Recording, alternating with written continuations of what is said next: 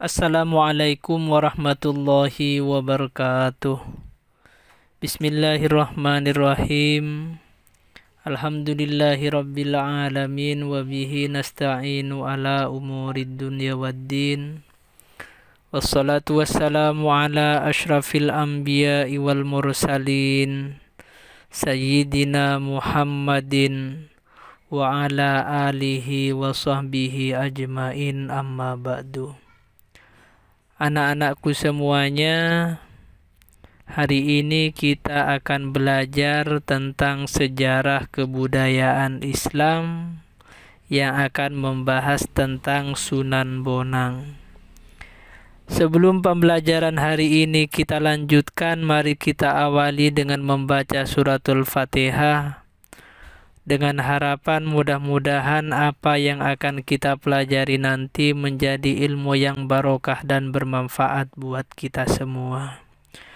Dan mudah-mudahan kita beserta semua keluarga-keluarga kita selalu dijaga dan dilindungi oleh Allah Subhanahu wa Ta'ala dari pandemi COVID-19. Ala hadhihi niyah bi barakatil Fatihah. A'udzu billahi minasyaitonir rajim. Bismillahirrahmanirrahim. Alhamdulillahirabbil alamin arrahmanir rahim maliki yaumiddin. Iyyaka na'budu wa iyyaka nasta'in. Ihdinas siratal mustaqim, siratal ladzina an'amta 'alaihim ghairil maghdubi 'alaihim waladdallin. Amin. Anak-anakku semuanya, tentunya kita sudah sering mendengar cerita tentang Kanjeng Sunan Bonang. Nama asli dari Sunan Bonang adalah Syekh Maulana Makdum Ibrahim. Sunan Bonang merupakan putra keempat dari Kanjeng Sunan Ampel, hasil pernikahannya dengan Nyi Ageng Manila. Nyi Ageng Manila ini adalah merupakan putri Arya Teja yang merupakan Bupati Tuban. Silsilah dari Kanjeng Sunan Bonang ini tersambung kepada Nabi Muhammad sallallahu alaihi wasallam melalui Sayyidina Husain bin Ali bin Abi Thalib yang menikah dengan Siti Fatimah putri Rasulullah Muhammad sallallahu alaihi wasallam. Raden Makdum Ibrahim belajar ilmu agama langsung kepada ayah beliau, yaitu Kanjeng Sunan Ampel, dan juga kepada Syekh Maulana Ishaq sewaktu beliau singgah di Aceh ketika melakukan perjalanan haji. Sedangkan untuk ilmu sastra, seni, kebudayaan, Kanjeng Sunan Bonang banyak belajar kepada ibunya, yaitu Nyi Ageng Manila.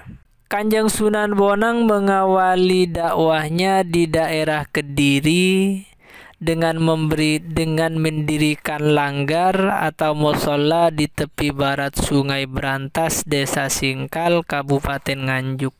Di awal dakwahnya, Kanjeng Sunan Bonang berdakwah dengan gaya yang keras, sehingga banyak menimbulkan konflik dan banyak orang-orang yang memusuhi beliau karena tidak suka dengan ajaran-ajarannya.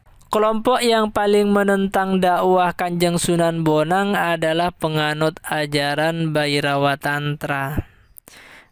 Misalnya Ki Tolukoyadan dan juga Nyai Pelencing. Kegagalan dakwah Kanjeng Sunan Bonang di Kediri ini membuat beliau pindah ke Kesultanan Demak atas panggilan Sultan Demak yang ketika itu adalah Raden Fatah yang mengangkat Kanjeng Sunan Bonang sebagai Imam Masjid Demak. Akan tetapi jabatan sebagai Imam Masjid Demak ini tidak berlangsung lama karena Kanjeng Sunan Bonang lebih memilih untuk pindah ke Lasem. Di Lasem, Kanjeng Sunan Bonang mendirikan zawiyah atau tempat khusus beribadah, dan juga sering digunakan para pengamal tasawuf sebagai tempat khalwat atau menyendiri. Pada usia 30 tahun, Kanjeng Sunan Bonang diangkat sebagai wali negara di Kadipaten Tuban. Wali negara yang mengurus berbagai hal-hal yang menyangkut atau berhubungan dengan agama Islam. Sunan Bonang dikenal sebagai penyebar Islam yang alim, yang menguasai ilmu fikih, menguasai ilmu usul fikih, tasawuf, seni, sastra, arsitektur bangunan, dan ilmu bela diri atau ilmu silat. Hal ini terlihat pada karyanya, yaitu naskah Primbon Bonang yang berisi tentang ajaran-ajaran tasawuf yang bersumber dari kitab-kitab klasik karya Imam Al-Ghazali dan juga kitab-kitab karya Imam Abu Thalib Al-Makki.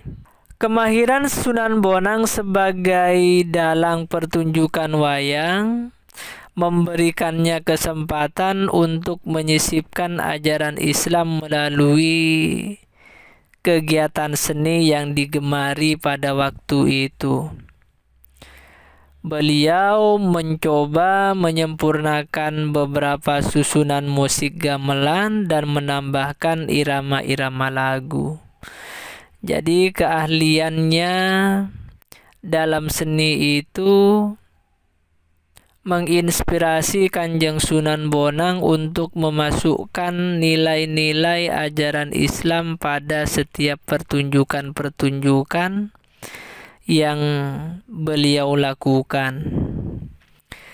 Selain sebagai tokoh penyebar Islam, Kanjeng Sunan Bonang juga dikenal sebagai orang yang pandai mencari sumber air di tempat-tempat yang sulit menemukan sumber mata air. Sedangkan peranan Kanjeng Sunan Bonang dalam mengembangkan Islam di Indonesia, pertama, beliau mengembangkan dakwah Islam lewat seni dan budaya. Ini juga memberikan penegasan kepada kita bahwa kita sudah saatnya menghentikan perdebatan apakah seni dan budaya itu tidak bisa dipersatukan dengan nilai-nilai keislaman. Karena toh yang dilakukan oleh para wali songo penyebar Islam terdahulu sudah menjadikan seni dan budaya sebagai instrumen, sebagai alat untuk menyampaikan ajaran-ajaran Islam sehingga gampang dan mudah diterima oleh masyarakat. Keahlian Sunan Bonang dalam memahami sastra Jawa dan tampil sebagai dalang turut berperan dalam melakukan penyempurnaan pertunjukan. Antara lain, beliau menyempurnakan susunan gamelan, beliau menambah lagu-lagu pada gamelan, dan menambahkan rincikan seperti ricikan kuda, gajah, harimau, garuda, kereta perang, dan rampongan. Yang berikutnya, beliau juga mengubah tembang-tembang Jawa dan membuat berbagai jenis gending. Dan yang paling fenomenal, beliau adalah penemu alat musik bonang.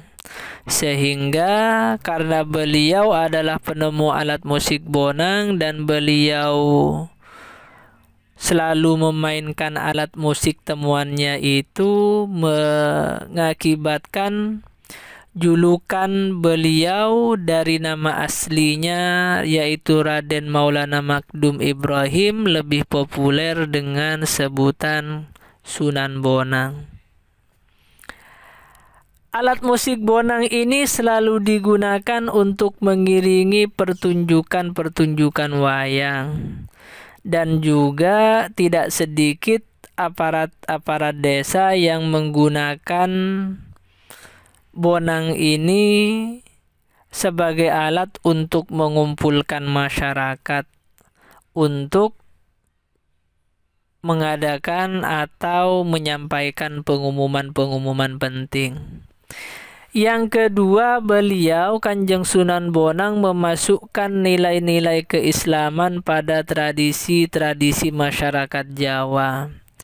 Misalnya, Kanjeng Sunan Bonang merubah tradisi Pancamakara dalam ajaran Tantrayana, di mana upacara ini dilakukan dengan duduk mengelilingi makanan, dan di tengah-tengah lingkaran itu duduk seorang cakreswara yang memimpin dan membacakan mantra-mantra. Tradisi ini, tradisi Pancamakara ini kemudian oleh Sunan Bonang dirubah menjadi kenduri atau selamatan, di mana mantra-mantra itu kemudian diganti dengan doa-doa yang Islami. Sedangkan sebutan Cakreswara, pimpinannya diganti dengan sebutan Anyakrawati atau pemimpin lingkaran cakra. Yang ketiga adalah menyebarkan dakwah melalui karya sastra suluk wujil. Perlu kita ketahui bersama bahwa Kanjeng Sunan Bonang ini menghasilkan dua karya besar. Yang pertama adalah Primbon Bonang. Primbon Bonang ini mengajarkan berisi tentang ajaran-ajaran tasawuf. Yang kedua adalah Suluk Wujil. Kedua karyanya ini banyak membahas tentang tasawuf yang bersumber dari kitab Ihya Ulumuddin dan juga kitab Talkhis Al-Minhaj karya Imam Nawawi. Suluk Wujil ini ditulis dalam sastra Jawa dalam bentuk tembang, dan sampai saat ini Suluk Wujil ini masih tersimpan di perpustakaan Universitas Leiden, Belanda. Sikap positif dalam pribadi Sunan Bonang yang harus kita jadikan teladan yang pertama adalah beliau menyebarkan Islam dengan gigih dan ulet. Jadi beliau adalah termasuk orang yang tidak mudah menyerah. Yang kedua, dalam menyebarkan agama Islam, beliau toleran dalam berdakwah. Sedangkan yang ketiga, beliau adalah seorang seniman kreatif, inovatif dalam mengembangkan media dakwah. Demikian pembelajaran kita hari ini. Mari kita tutup dengan suratul Fatihah. Mudah-mudahan kita semua selalu diberi kesehatan oleh Allah Subhanahu wa Ta'ala, dan kalian dimudahkan oleh Allah dalam meraih cita-cita kalian dan bisa membahagiakan kedua orang tua dan keluarga-keluarga kalian. Ala hadhihi niyyah bi barakatil Fatihah. A'udzu billahi minasyaitonir rajim. Bismillahirrahmanirrahim. Alhamdulillahi rabbil alamin arrahmanir rahim maliki yaumiddin. Iyyaka na'budu wa iyyaka nasta'in. Ihdinas siratal mustaqim. Siratal ladzina an'amta 'alaihim ghairil maghdubi 'alaihim waladdallin. Amin. Sekian, kurang lebihnya mohon maaf. Wallahul muwaffiq ila aqwamit thoriq. Wassalamualaikum warahmatullahi wabarakatuh.